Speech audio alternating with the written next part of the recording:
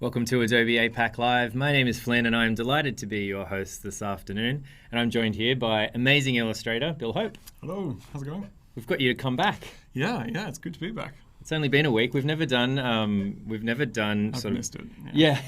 Yeah. It's been a slow week. We had such a good time that we thought we'd invite Bill back. Thank you all for joining us. Shout out to the chat room, Olivia, Mitali, and Hannah for jumping in and getting keen. And Olivia, I know that you sent us an illustration as well. If you're the same illustration, thanks for that. Bill's going to incorporate into the work today, which is super cool. If you haven't joined the chat and you're just watching along, you can log in using your Adobe ID. So that's the Adobe ID that you would use for Creative Cloud. If you don't have one, don't worry. You can sign up fairly quickly and you can jump into the chat in about 5 minutes. So for those that didn't catch last week, maybe we'll do a bit of a recap of who you are and what you do. Sure. So, as you said, my name is Bill Hope. So I'm an illustrator. I'm based here in Sydney. I've been working illustration for about 5 or 6 years now, full time. So I started off studying fine art at university, went on to working for an agency called the Drawing Book Studios, and now I'm with an agency in Melbourne called Jackie Winter. So I'm essentially a freelance illustrator. I sort of have, I'm sort of quite broadly across the industry, do a little bit of advertising, a little bit of live art, a little bit editorial, so all kinds of things, yeah. And let's break, I think advertising's more straightforward, but what's the live art thing? So live art is actually where I met you a couple of years ago at an event called Creative Mornings that you used to run. So live art is where I essentially rock up to a talk or some kind of event and essentially make a visual recording of whatever's happening in that room. So if someone's giving a speech about energy policy, I'll be drawing up a big picture with power stations and lightning bolts and all kinds of things. So it's kind of a way to create a visual memory of something that happened at a time. So that's part of my job. Visual memory, that's a really cool way to put it. Yeah. I know we've had Jeremy Lord, who actually came on for the first illustration. I remember he watched you doing it. He was saying it's almost like you're translating. Yeah, it's a little bit like that, yeah. Always staying a little bit ahead and then you're kind of catching up with you kind of have your brain in two places at once. Yeah. And I'm sure we're going to get into some more stuff, but what's the equipment you've got? Because I know this always comes up when someone comes in with some cool gear. Right. So this is the setup that I usually have when I'm traveling around. So being in the studio here today. So it's a tablet made by Wacom. It's the Mobile Studio Pro. So it's essentially like a Windows 10 tablet, but it can run full Photoshop. So it's really good for me. So I've been using Wacom stuff for years, and it's just once I sort of got really into digital art, the drawing on the screen became a lot more natural to me, so it's just sort of my go-to tool now. Cool. Very, very, very good. And so, hey everyone, jumping in. Hey Dan, how's it going? They are yours, Olivia. That's cool. Thank you very much. I think you'll be excited. And so just like another little bit of a snapshot, you can actually go back and watch last week's episode. Maybe not right now, join us for now, but then later on there were some really cool tips and tricks. I think the main thing that we kind of spoke about was linking files. Yeah, absolutely. So last week, just as kind of a recap, we were talking about how to put together sort of a larger composition, and I was talking about a couple ways to sort of ease the load on your computer and make it a more sort of efficient process putting together these big illustrations. So we got a certain way through this big drawing that I'd started, and some people who were sending in suggestions, and we've incorporated a couple more of those in the week in between, and we've got a couple more this week, and hopefully a few to come, and we'll keep going with it. Yeah, super cool. And so I think maybe we jump in to show some sort of visual aspect of what we're talking about. There we are, nice and up behind us. So you've kind of had a bit more of a progress through here, because I don't remember that mouse being so colourful. There's been a little bit of work. We had people suggesting a few different ideas last week, and I've worked on those in the meantime. So we had this mouse with a balloon flying away. We had a happy sausage running through. This was the main character that we worked on last week. So we were I was going through a bit of my process of colouring and shadowing last week. We'll do a bit more of that this week. And then we had this happy bee playing a trumpet, and this moth guy here So yeah, we've been sort of working away at it. I've been adding a little bit more color, filling it out. So we'll keep going with that today, and yeah, hopefully come up with something really interesting by the end. Very cool. That bumblebee has got some fine detail there. Those brush strokes, like. Well, I went to my bumblebee fur brush. I had standard. Yeah. Like a specific brush user? Because I remember yesterday you mostly use the standard Photoshop brushes. Oh, right, sorry. Yeah, so all the black line works using the standard Photoshop brush, but I have a special fur brush that I... Oh, you do? Yeah. Oh, cool. Yeah. Maybe we can take a look at that. For all the fuzziness. Or for all the fuzzy goodness. And so some of the suggestions that came through the chat room kind of matched up with what Bill wanted to talk about today as well, which is like kind of getting into color. Yeah, right? Absolutely. So some people were talking about looking at coloring, bit of shading, and also the process of inking in a drawing and getting that detail together. So we've had a great suggestion, a sketch come through from one of our viewers from last week, Nicole. So I thought we'd work on a character that she sent through. I'll kind of do my own take on it, do a bit of the inking. We can talk about brushes and that kind of thing. And then we'll add that in and keep going with whatever suggestions come through after that. Very cool. Okay. Let's get stuck into it. So while Bill is loading that up, if you have any other suggestions for today, we've got a lot, but if you think of something that you would like to add, let us know. Look at this cool moth that we had going on there. Oh, yeah. That you would like to add, that you'd like to see in this parade. We'll see if we can work it in the time that we have. And yeah. Okay, great. Well, let's get started. So, so this is the lovely moth that Nicole sent through. So last week we were using linked files. This time I think I'm going to create a smart object with each of these files, so I can take them into a separate file, work on them, and then import them back in. So let me just double click. Oh, sorry. I might need to just start a new file with that one. So I'm just going to select that sketch. I'm going to go File, New, just the clipboard, go Create, and we'll paste it in there. So we've got our new sketch here. So what I'm going to do is make that a little bit larger. And I like this little guy. Who sent this through? Was this Nicole? Nicole sent this one through? Thanks, Nicole. Might be you in the chat there. Thanks very much. All right. So I've just sort of made Nicole's drawing a little bit transparent, and I'm just going to start sketching on top and building up a bit of detail into this guy. Very good. Okay. And thanks for those suggestions coming through. Just a reminder, if you are just joining us now, you can log in and have a chat to us in the chat room. That's what it's for. So to log in, you can just use your Adobe ID. So that is the ID that you get with Creative Cloud that you would always use. If you don't have one, don't worry. You can sign up for one very, very quickly. You can jump in and have a chat with us. At the moment, we're asking for any other suggestions of some kind of wacky or zany characters that Bill might have kind of part of this parade. And if we have time, we'll see if we can fit it in. Yeah, we had some really fun stuff come through last week, and there's plenty to be going on with. All right, so with this, I'm just going to try and fill out a little bit more of the detail, get a sense of what direction I'm going to go with this, and then we can start doing the actual inking in. Might just add a little bit more substance to those spindly little legs there. We were talking about just earlier, this moth mania that's come through. Quite a couple of the suggestions have been moth based. I haven't fully got across the meme going on online right now. The memes move very, very quickly. They move too quick for me. Yeah, I'm so out of the loop. All right, so I'll just get a bit more of a sense of the line there, and I think I'm actually happy to get started on that one. Yeah, so there were a couple of people talking to us yesterday about my process of inking and how I kind of got started in that area. And as it's sort of Inktober on Instagram, right? I thought it'd be good to bring in some examples of work that I've done and show you a bit of my approach to this kind of thing. I actually brought in a sketch from earlier this week. So if we switch to the shoulder cam, I'll be able to show you a bit more of this sketch here. So I started, I used to draw most of my works on paper originally, so working with an ink brush and just plain black ink, and then I'd scan them and color them up that way. So I've always had a desire to sort of translate as much of that knowledge of drawing on paper into the digital realm. So If we can go to the, have we got the over-the-shoulder camera up?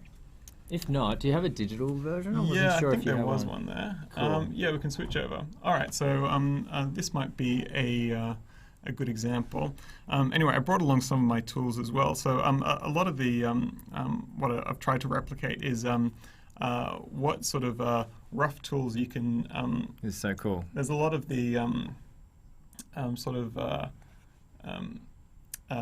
really nice natural feeling that you can get from a lot of analog brushes that you want to try and bring into digital. So I mean, here I've got my old beaten up toothbrush that I use for a lot of texture. You don't brush your teeth with that anymore? No. Okay. That's out of commission now.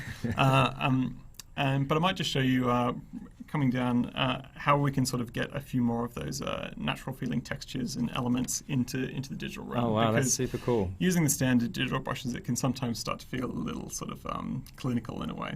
So trying to bring a bit more of that texture in. And you spoke a little bit about that when you were showing sort of some of those shortcuts as well. You were saying that these are so great for workflow, but you have to use them sparingly. Yeah, absolutely. So I think having sort of a background in just drawing on paper was really great, because you sort of you're kind of forced to slow down in a way, and then once you get to digital, you kind of have all those things in the back of your mind of those interesting ways of bringing out a bit of life in the drawing, and you try and sort of translate that more into the digital sphere. Cool. Anyway, so I'll go back to my moth that I was working on, and we'll see what we can do with that. Is anybody in the chat room doing Inktober? Maybe for those that don't know what it is, we did explain it last week.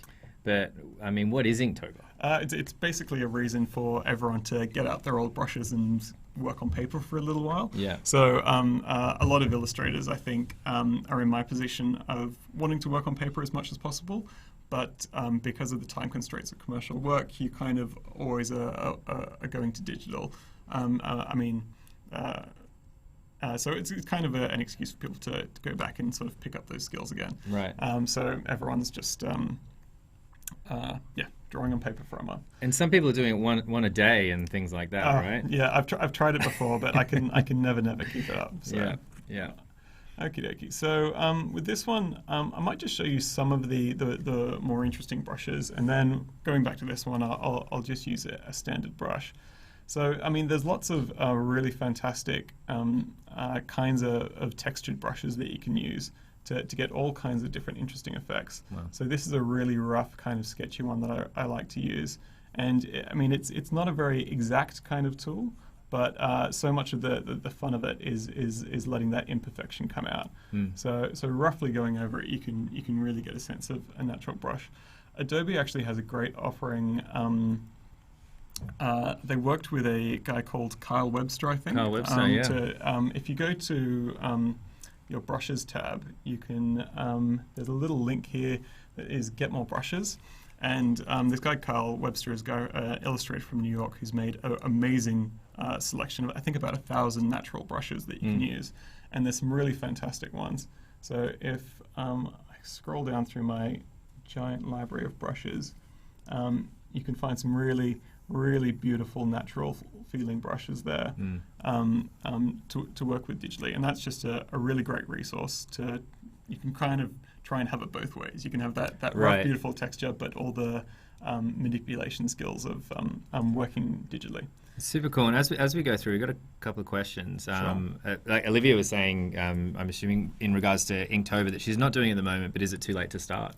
No, of course not. I mean, I've done one picture, and I think I'll stick with that. That will probably be it, there's nothing official around it. It's kind of almost like a personal challenge that people do for themselves. Yeah.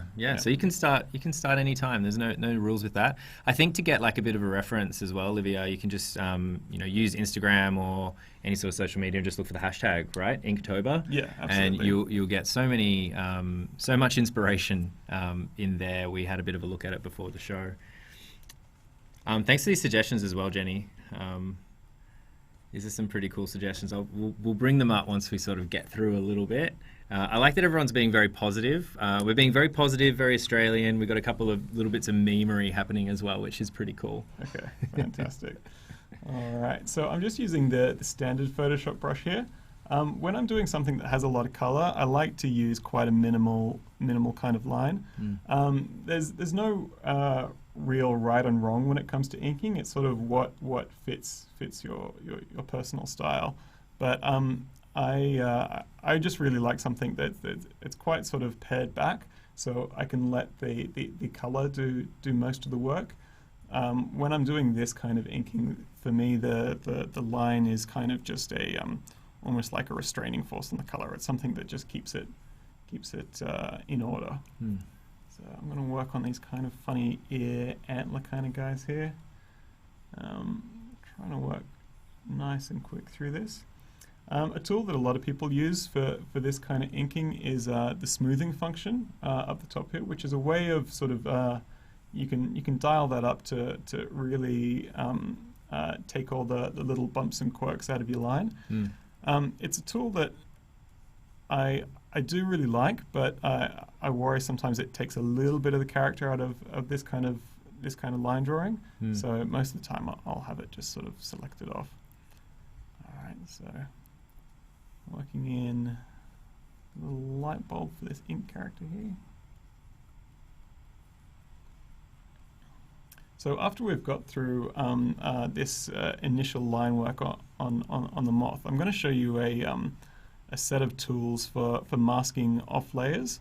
So masking is a way of kind of making a selection in Photoshop and keeping it for future reference. And it's something I use all the time now for my coloring process. I noticed you tilted the canvas then. Was that an accident? Or that was an accident. It was an accident. But it is really useful for a lot of stuff. Right. So it's just the shortcut is R, and you can hold down Shift. So R is to rotate your screen. Right. Holding down Shift sort of moves it in steady sections.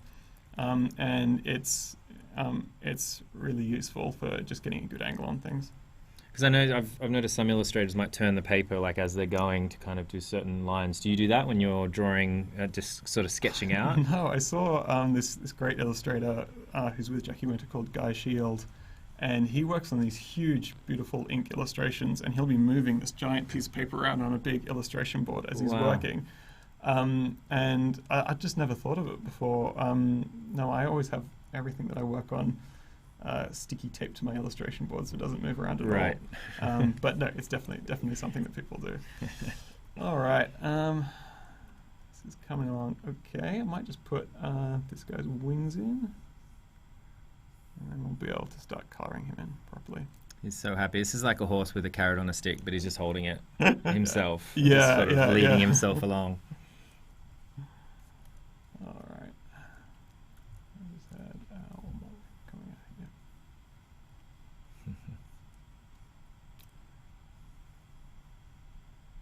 All right. Now, a big part of my process of coloring, once I have a bit of line work down, is making these clear selections.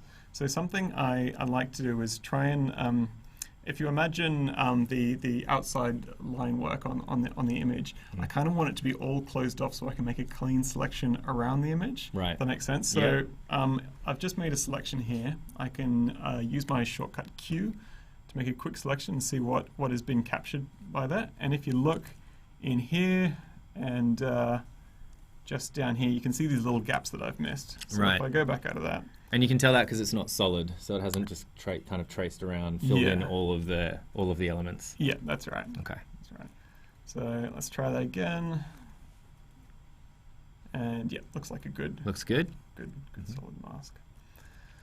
Okay, so now that we're ready to go into making the selection, I wanted to show a set of tools called Actions in Photoshop. And Actions is kind of like a way of sort of pre-programming a series of things that you might do in Photoshop. So if there's something that you're doing repetitively, a lot of people use it. You were saying before you might use it sometimes for like batch processing photos. Right. What were you saying about how you do it with Instagram, was it? Yeah, so I used to do a series of actions that would very quickly edit images and save them for web, save another version, CMYK for print, and there was another one that resized them based on the focal point for Instagram. Ah, right. Okay. Which would work 90% of the time. Yeah, yeah. Well, we'll see how we go this time around. Yeah, so with this, there's a series of steps that I use for making a clean mask, and I just want to speed that up as much as possible. So I'll show you how I go about that. So first off, I might just do it manually, and then I'll show you how to automate the process. Cool. So I select the outside of my figure like we did before. I might inverse the mask, so now I've got the selection is inside the element. Mm-hmm. So if I press Q, you can see just that interior element is selected. Mm-hmm. Now I would go to Select in Mask, which is a button. Let me just go back. There's a button up the top here, and that's basically a way of refining your selection. So you can move the line a little bit in, a little bit out. You can feather it. Do all a little bit in and out of the line you've created there. Yes. Right. Yeah. Okay. Yeah. All right. So I would go Select Mask. I can change the feather, so it can be a big blurry mask or nice and clean. So I'm going to feather it a little bit and move it in a bit. I like to replicate this process to get something. You can see now my selection is centered within the line, and when it comes to coloring, I won't have any colors leaking out outside of that black line. They'll stay nicely contained, and it just gives a much more clean finish to the picture. Yeah. And as you go building up layers, it does become more important. And is this a bit of a trial and error thing? Sort of play with the levers until it looks right? Yeah. You can move it back and forth. It's different for everyone how they like it to be finished. So once I've got the selection I want, I'd make a new layer, click my mask layer. Now if I grab that layer, let's get a nice big brush.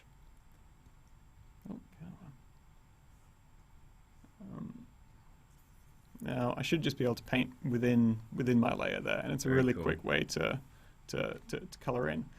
Now let's do that again, but we'll record the actions that we do so we can kind of play them back. So it's almost like coding in Photoshop. Right. So let's get rid of that layer. Now if you go to Window, just a little bit further down is the Actions menu. So this is, it's kind of like the history pane where you can go back steps that you made in Photoshop. This is your kind of Command Z, but yeah. So it's going. So it's recording all of the steps that you make. So what I'm going to do is I'll make the selection that I wanted. Now you don't necessarily have to use this for masking. You can do anything with this. So you could duplicate something and make it black and white, or you could save a file in certain places. It's just a way of speeding up processes that you need to do over and over again. So I'm going to say, let's create a new action. I'm going to call this selection. And the great thing about this is you can make a shortcut for it. So I might make a function key a shortcut in Photoshop, so I can just press this one button and it'll run all these. It'll automatically does automatically do all the stuff that I want to do. So let's make it F6. Okay, so I'm going to click record. It's literally like starting record on a video camera. You're recording everything you're inputting into Photoshop. So I've got my selection. So I'm going to invert that. So I'm selecting inside the object. I'll go through those steps I did before with selecting. Okay, looks good. Do it one more time. Just refine that selection. All right, now I'm going to make a new layer, make a mask. All right, and let's go back to our actions pane and say stop recording. Right. So and you can actually see the steps there in the action pane as well. Yeah, so in the action pane you can see inverse, select a mask, less mask, make layer, make. So it's recorded all the things that I've done. Cool. Now, hopefully we'll get this to work. It was a bit of trouble before. Hopefully now I can make my selection, and now I can just click F6, and I've got my mask all ready to go, and I don't have to do all those steps. Super quick. So the brilliant thing about this is that, say I want to start a new drawing, I'm going to do this kind of happy face, whatever. Now I can just make my selection and I can just click F6 and it's all done. I've already got my mask ready to go. It's a huge time saver, It's right? a huge time saver. I've been working on a project recently where I've had about 38 items. Each of them has multiple sets in it. So you're just doing this all day long. So I've only learned this within the past couple of weeks or something, and it's been just a godsend. Look at that. It's taking you 6 years to learn it, and giving it away for free. Yeah. It's very kind. It's very kind of you. And I guess that would come in handy sort of if you're having conversations with a client as well, and suddenly a digital image needs to be changed to CMYK, and you need to go through and change all the images, or you need to add new elements or things like that. Yeah. So this is that commercial part of illustration coming through. To be honest, I hadn't even thought of that, but that's a great idea. Well, there you go. Okay. Brilliant. So so now we've got a mask in the background of a moth here, and we're ready to start colouring this in fully. I might just make a couple little tweaks to our outline, spruce that up a little bit. Okay. We got a question before we move on to the next one. Do you find drawing comfortable, like in the tablet configuration? Right. In terms of drawing on the screen, so I did work with a graphics tablet for maybe 2 or 3 years. And so that's where you have a tablet sort of to the side, almost like a mouse, but it's on a tablet. Yeah. And it's a little bit difficult to get used to because you're drawing in one place and your cursor's appearing on the monitor. Right. So there's a bit of just a sort of a separation of hand and what's going on. And it was great for coloring, I found, but I rarely sketched directly into the computer. I did everything on paper. Right. Once I started drawing on the screen, then I started really just doing everything from scratch in the computer. It took about a week, and I was as comfortable as I would be on paper. Wow. Yeah. Some people ask about how I feel about drawing on a tablet up at an angle. Yep. So I'm just wondering if that's maybe what she meant. That could be, yeah. I mean, when I was at art school, we would always be drawing on an easel, and I just kind of got used to drawing upright. And also, I'm quite tall, so bending over just does my back in. For those at home, I did have to bump my seat up a little bit taller. Yeah. So I find this is actually a lot more ergonomic if you're working on it. Oh, cool. Yeah. Well, there you go. 2 answers to 1 question. Well done. That's efficiency right there. Yeah. All right. So now I'm going to start just filling in a couple of different sections of the drawing here. A way I really like to speed up this process is to use the bucket fill tool, which is a way of just dropping color into an area. And you can change that to filling all layers. So instead of just filling within my color layer, it's going to incorporate the lines from the layer above it. So I can just click there and then select that area, and I don't have to worry about filling in that section. Very cool. Good tip. So I'm just going to start filling in the color all around this guy. Some people were asking before about how I go about choosing color palettes and deciding on how to approach color. Even though I'm sort of working through this relatively quickly, I think the main thing is to kind of make some decisions early on about the approach that you're going to take. If you're going to have a couple of main colors that you'll use, or if there's a sort of using warm or cool colors, what direction the light's coming from, just thinking through kind of some of the main factors that are incorporated into coloring something.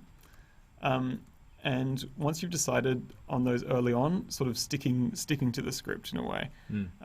And because one of the sort of dangers of digital work can be that because you have so much potential for altering things and for choice, you kind of end up never really getting to a finishing point or feeling secure in the approach that you've started with, because you do have the option to change it. But sometimes you end up just sort of just messing about the edges and trying this and trying that, and you kind of lose sight of the original vision for the image. Right. Yeah. So that seems like it would be something that would be important with this kind of style as well, because here this particular illustration is in isolation to the rest of the image. Yeah. Right? Yeah, so definitely. Do you constantly reference back the original image, or do you have it in your head? How do you keep track? Most of the time I would work kind of in context. Because that's a bigger image, I'm keen to sort of take it out and work on it separately.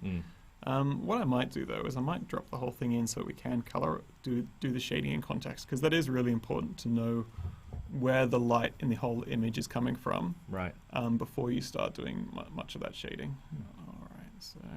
Very cool. Some great suggestions coming through, guys, as well. If you are just tuning in to the live stream, we're getting some great suggestions in the chat room. If you have any questions for Bill, ask away, or you'll be stuck with my questions. And you can just log in with your Adobe ID. That's how you get in there and interact with us. So come in and say hi. All right. So I'm just going to pick up those 2 layers and just drag and drop them into our original image. Oh, I've got a good question from Nicole. Are you ready for this? Sure. You make so much art and work with lots of different clients. What do you find the best ways to organize all your files so you don't get confused, lose artwork, and to find the piece you're working on? File management is something I'm very excited about. Yeah. Backup everything. Lots. Backup. Yeah. Sorry, so was the question sort of about where to put files, or where to put files so you don't get confused, so you don't lose things? Just many folders. I have a bit of a filing system for work about certain jobs, and within the jobs I'll have the final artwork and all the assets laid out in separate folders.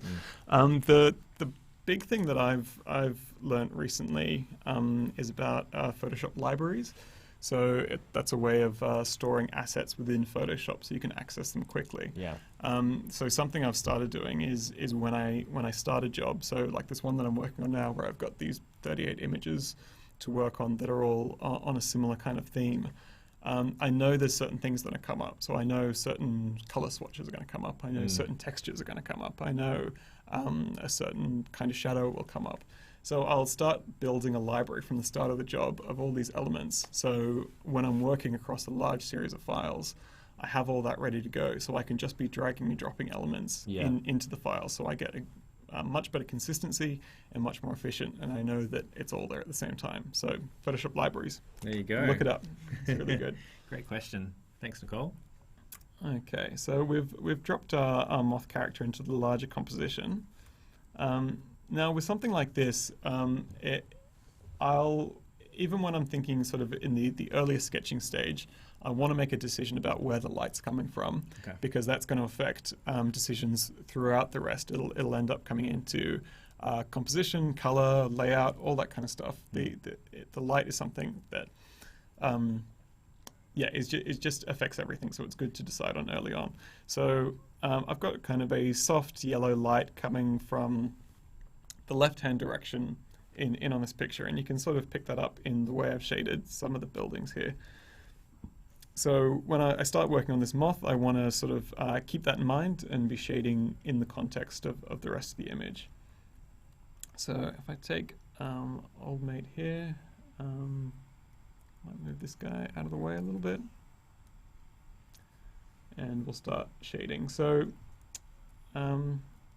often I'll do my shading on another layer, so I'll make a selection based on the mask where the color is. So I'll say add master selection, make a new layer, drop my mask down, and I'll just start shading on top of that. And does that mean that it will move with the other image, or do you need to move them both together? Usually I'd put them all into a folder, so I could just move them all together.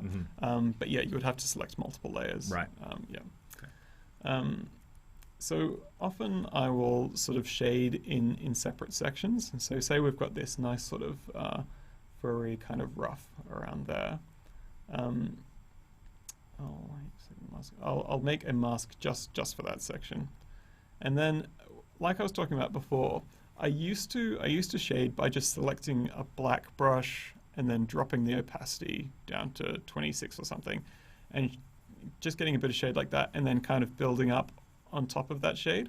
And it was a good way of being able to sort of like slowly work your way into the final image. You could sort of build things up. But I found now you sort of end up almost overworking things too much. Right. It's difficult to describe. It's sort of, again, you just haven't made a sort of a solid choice about what the direction of the picture is. And you end up sort of just messing around the edges. So now I like to just select the color I'm about to start shading on. I'll bring up my color selection tool, and I'll try and make a pretty clear decision about what the what the shadow shape will be and what its color will be.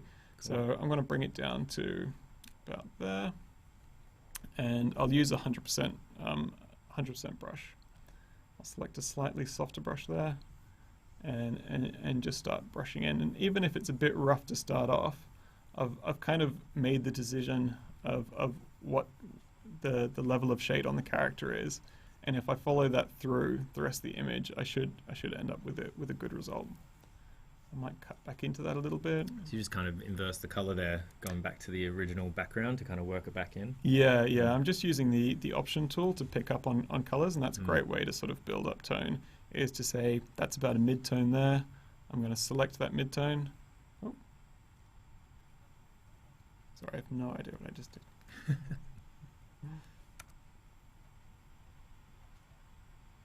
Okay, if anyone wants to write in what just happened, feel free to put it in the comments. I've never seen that before. That is the great thing about Photoshop. It is sort of just like this endless stream of tools. You never really get to the bottom of what's going on there. And I might find a much darker brush to sort of do the inside layout. I mean, there's lots to be learned about lighting and shade. I mean, it's a topic you could spend weeks and weeks on. So I'll just try and kind of cover off the approach I most often take. Again, just making a selection, getting a bit of the shade from underneath the rough there, bring it down, around. There's like big deliberate lines here on this kind of big round shape, whereas before you were kind of in a lot of detail. Yeah. I find it's better to make sort of the big bold moves up front, and then you can kind of like make it look pretty after you've done that. So yeah, just really blocking things in, not worrying about that too much, because I'll always have time to come in and sort of add the little bits of shadow and shade. But yeah, you've got all the time in the world to do that. Very cool. All right. Well, maybe I'll leave that guy there, and we'll start working on some of the other suggestions that come through. Have there had any questions come through in the chat that I can? No questions. We've got a lot of suggestions for new guys. Okay, great. Well, let's do that. Should we put together one of the ones that came through in Dropbox? Yeah, absolutely. So we had another great one come through from a illustrator in Sydney called Ben. So I might grab the file that he sent through. Cool. So for last week we asked if any illustrators or budding illustrators wanted to kind of submit their illustrations, we could through a little Dropbox link, and we got a couple in there, which is really great. So thanks for everyone that put them through. And we've picked this happy roller blading starfish. Yeah. The blades, right? Looks like he's rollerblading. We're Yeah. So Ben sent us this fantastic character here. Super cool. And what I've done is I've just dragged and dropped the Photoshop file, and it automatically makes a smart object for me. And this is really good because I can shrink this character right down and place them wherever I want in the composition. But if I double click on the layer, I've got Ben's Photoshop file here. Cool. And all the detail will be preserved. So I can expand it out, shrink it back down, and I'll always have all the pixels that I want in place. So Ben's got this quite amazingly complex Photoshop file for this character here. So he's given me every single element on a layer, which is fantastic. It's very professional. Actually, Ben's an animator, so I'm guessing this is why he works this way, because he has everything, so he can move it all around. I see. As a shameful illustrator, sorry, I'm just going to compress all of that. Sorry, Ben. Thanks anyway, Ben. Yeah. So we can actually use the tool that we made earlier, the selection tool. So I'm just going to select the outside, and we can press F6, and then we'll have a nice mask of Ben's work. Very cool. With this one, I might show how I go about doing a bit of texturing, because it's quite a flat kind of image. Oops, I don't want to paint on top. So I'm just going to fill that one in here.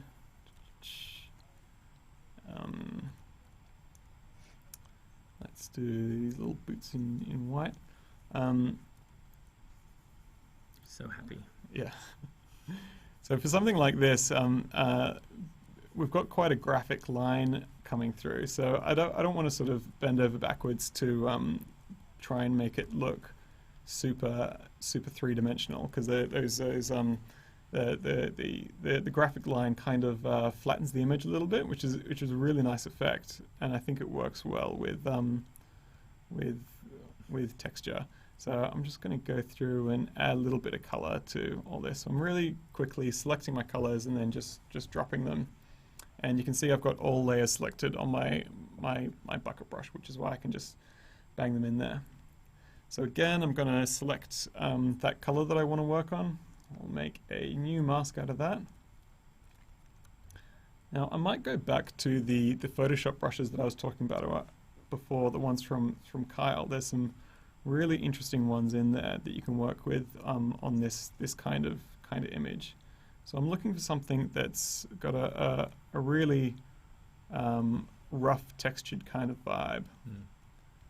So I'm going to select, and the great thing about working with masks is I can just sort of knock something out on top and not worry about going over the lines or losing any detail there.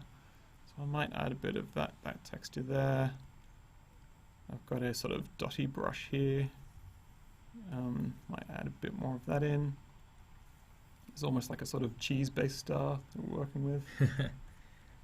You have another question while you're doing that. Yeah. And kind of works really well with the brushes.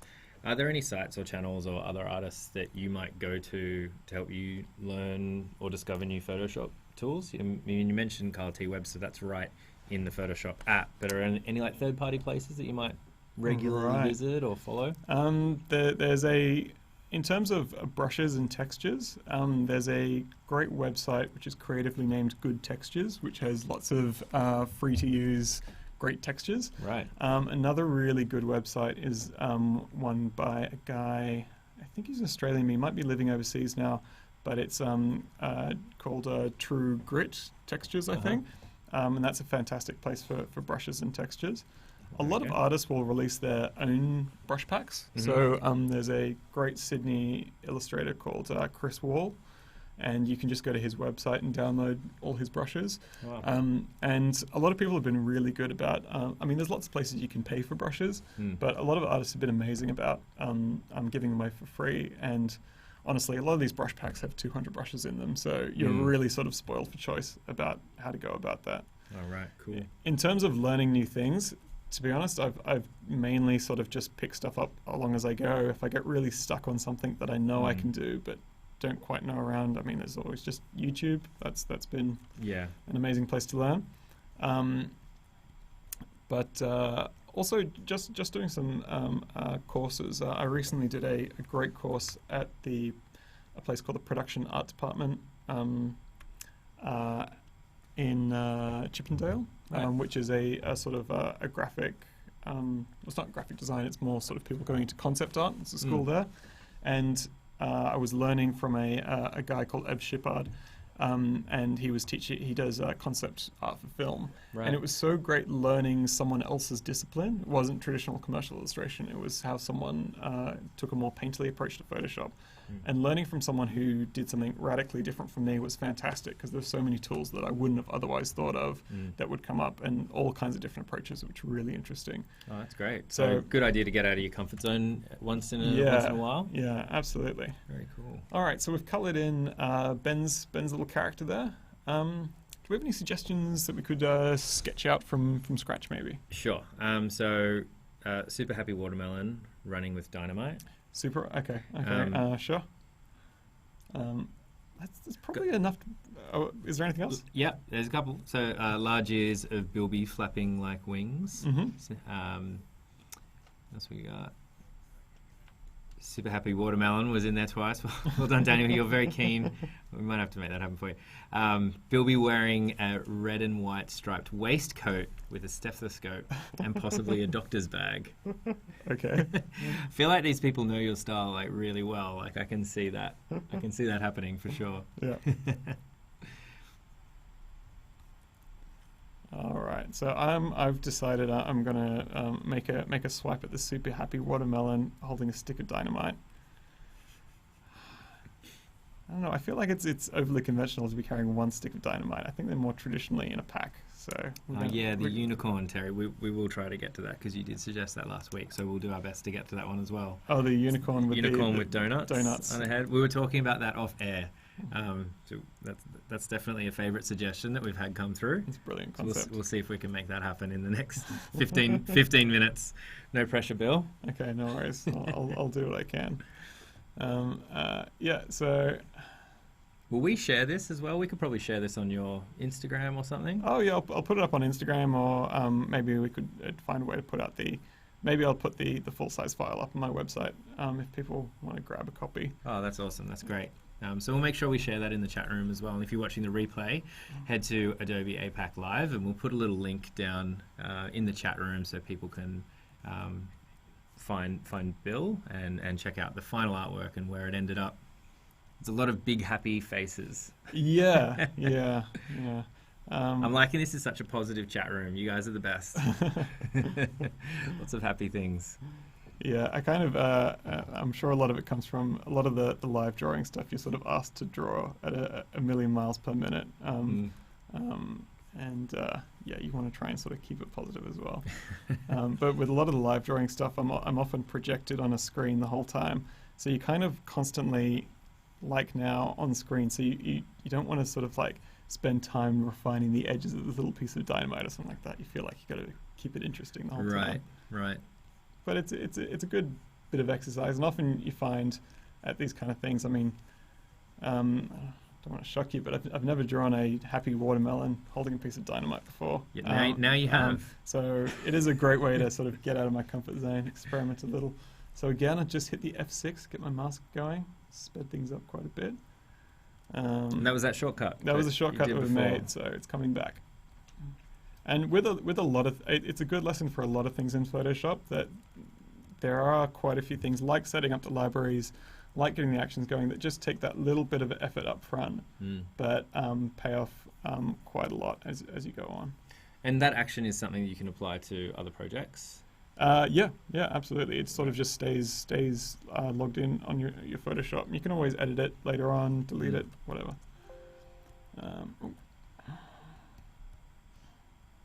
Nice white teeth in this guy. He brushes. Yeah. Not with this toothbrush, but he brushes. No, not thinking. Yeah.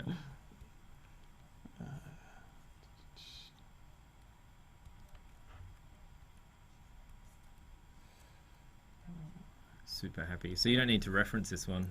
You don't need to reference watermelon or anything, or dynamite. No, I've kind of got those going on in my head. I'm trying to remember what the kind of pattern on a watermelon looks like, though. Yeah, that's what I'm struggling with at the moment. I don't want to waste time by going onto Google and sorting this out, so I'm just going to kind of guess.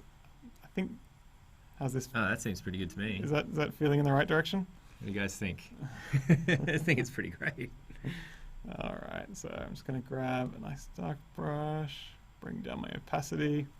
So, I mean, this is kind of how I work when I'm trying to do everything at speed. So, actually, on my website, there are a few longer tutorials of, articles about how I work when I'm working on something that's a bit more of a finished art piece. But it's basically sort of a scaled up version of all these things that I'm doing now. All right, he's looking all right. Very cool. I think we can drop him. That was amazing. That was about 5 minutes. Down into the water there, right next to the super happy sausage. The watermelon does belong in the water. I just want you to know, I just start off with something looking quite dignified, and it's just gone off the rails at speed. All right, what was next? Well, it is up to you. We did have another example that was sent in, I think, that we did promise to get to. Yeah, we did have a few more. Oh yeah, Josh T sent in a few of his pictures here, which were great. He's kind of sent in a bit more of an almost finished product, so I might find a place for these guys. So these were some great sort of anime, almost Mario looking. It's like Dragon Ball Z and Mario. Yeah. I feel like colliding. This, yeah. It's a bit senpai. No, these are great. Thanks for sending these in, Josh. These are fantastic. Yeah, it was super cool to watch these. So I might rasterize these guys down. So once I've sort of decided on the approach I'm going to take with these, often I will just rasterize them, which basically just means turning them into a flat object that can be edited, and that makes it easier to. And you're just deleting the white background there. Yeah. So I'm just selecting and deleting the white background. Cool. Since these ones are probably closer to finished than the other one, maybe we move on to that other one. And we have one more in the Photoshop submission file, I think it was. Oh yeah, of course. Yeah. I think was it the ones from Olivia? Yeah.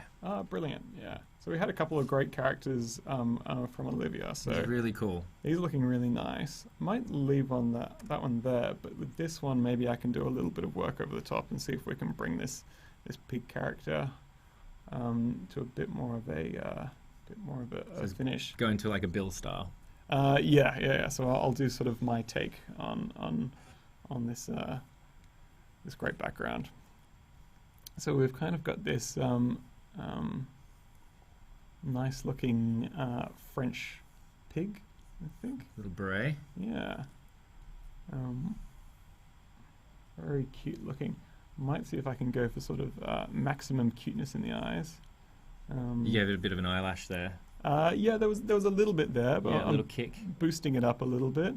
Let's get a little bit more detail around the eye, and we'll go for some standard cute. Seems to be just like as many points of light in the eye as possible. Right. So I often go for that. I'm going to cheat and just duplicate my eye there. We've got you on the clock now, don't we? Yeah. What have we got? 7 minutes. So that should be fine. We're okay. We can go a little bit over. We'll be fine. Yeah. I'm working very close, so you can see a lot of the pixels, I imagine, on this. But just for time's sake, I'm gonna leave that as it is. Got some lovely ears coming up there.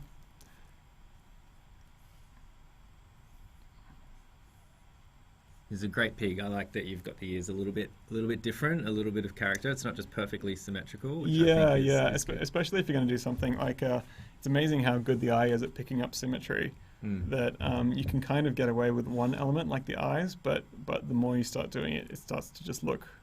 I think it starts to look a little bit odd if you use the symmetry stuff too much, because nothing in life is really quite like that. That said, I'm going to go cheap with this hand though and do. Actually, no. How about we go with a pig? Because I'm guessing this is a pig on holiday at a nice French restaurant. So I might go with a non-alcoholic glass of red wine, which is probably the least French thing in the world. There we go.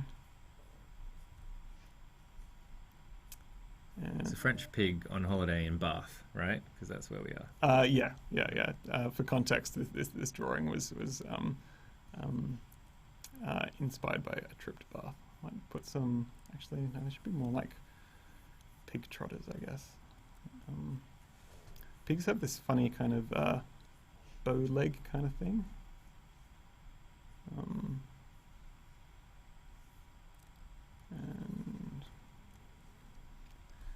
not the most anatomically correct thing, but we'll go with that. All right, so again... And it's French. Yeah. It's fine. You can get away with anything. So, yep, hitting F6, making my mask. It's actually, it was probably a good thing to go with the actions, because it is at times like this where you want that kind of ability to really speed things up. Very cool. Just that shortcut, just so effective. Yeah. Terry Ann asks, will you do the other ideas from everyone, if not too crowded, before putting it on Insta? Pretty please. Yeah, I'll see what I can do. Yeah, I wanted to add, I don't want to give you too much work post this. I don't think I can do it today. No. But within the week, I'll get it up. That's very very kind of you. It looks like we're going for some sort of bomber jacket kind of. And there have been some very solid suggestions, and as I said, the unicorn with the donuts is a very, very cool suggestion. So it'll happen. Maybe I'll just get a sketch of that in there before we go. So a lot of what I'm doing as well is, you may notice me zooming in and out. We talked last week about using scrubby zoom, which is a way of super cool quickly moving in and out of an object. It's something I use just constantly. So it's sort of become just another.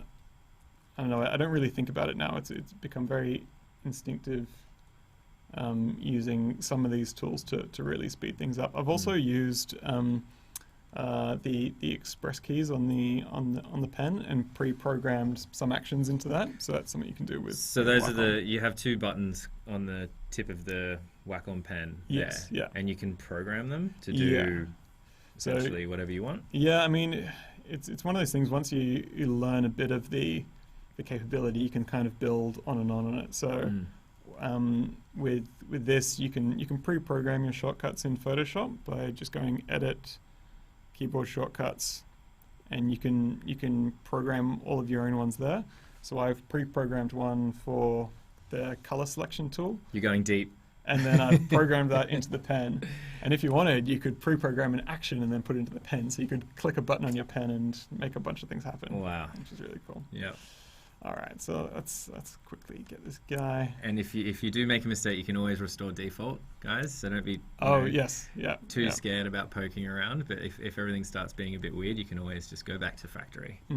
Actually, talking about that with settings and brushes and actions, you can export all of those in Photoshop into files. So I make sure I back up my brushes and my textures and things like that pretty regularly. And you just keep them separately or in a Dropbox or online? Yeah, just keep them separately just in case, because you can accidentally delete a lot of things in Photoshop, and they're deleted. So it's worthwhile having a backup. That's a good tip.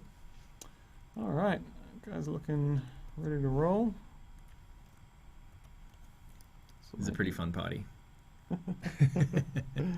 Yeah. Okay. Fantastic. I've lost my. Oh, there it was. So that's it. Yeah, all coming together. So I'll keep adding in the rest of those, and yeah, I'll post it up soon. So you can go to my websites. I think it's just billhope.com.au, and yeah, I'll make sure I get up the final there, and I'll put it on Behance as well, so you should be able to find it. Oh, awesome. Yeah, and thank you everybody. We're delighted that there were so many submissions, and thanks for your awesome suggestions. They're super cool.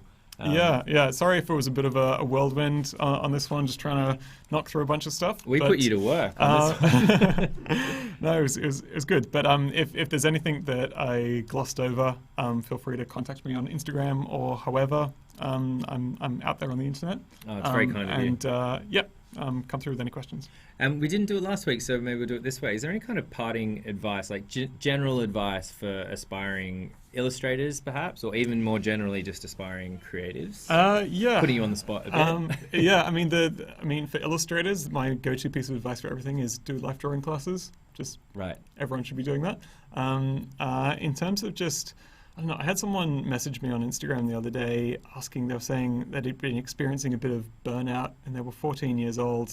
And I was just surprised by the idea of like feeling creatively burnt out at 14. And I think being overly focused on social media and Instagram and things like that can sometimes be a bit overwhelming. Yeah. So I think my main creative approach is to just make as much as possible. So always be making is kind of my theory. And you need times to do that in isolation. So I think it is worthwhile sometimes logging off a little bit and just putting in as much time as you possibly can into your personal work. And sometimes allowing yourself to sort of shut things out a little bit so it doesn't overwhelm your own process of making your own work. Oh, it's great advice. Cool. That's excellent. Well, thank you for coming on. For regular watchers of the show, we're going to take a 2-week break. And the reason we're doing that is because Adobe Max is happening in the US. If you're not sure what Adobe Max is, if you just Google it, you can check it out. You can actually watch it online. There's going to be some of the most amazing creatives from around the world who are going to be over there. So because of that, we're taking a 2-week break, and then we'll be back with the live stream once again. We got some pretty exciting stuff coming your way. But thank you everyone in the chat room. Thank you so much. And thank you, Bill. No worries. Thanks so much. It's been really fun. Awesome. Brilliant. Thanks, guys. Thanks.